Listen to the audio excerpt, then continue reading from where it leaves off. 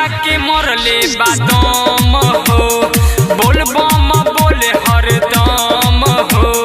सावन के बरसे फुहारा ये भाई, देखो नहीं झमाझम हो।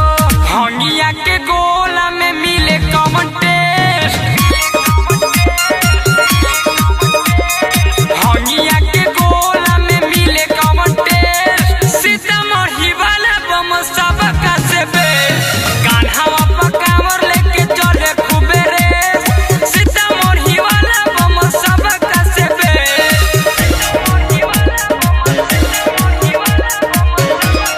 म्यूजिक बाय महेश राजा।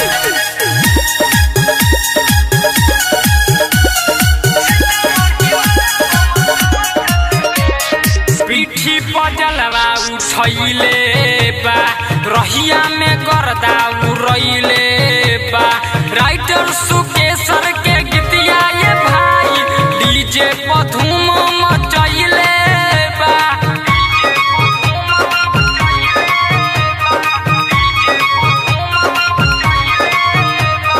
पीठी पर जलवा उठैले बा, रहिया में गर्दा उड़ैले बा। राइटर सुकेशर के गीतिया ये भाई, डीजे पर धूम मचैले बा। गोविंद गगन कहे खोल तनी नेट,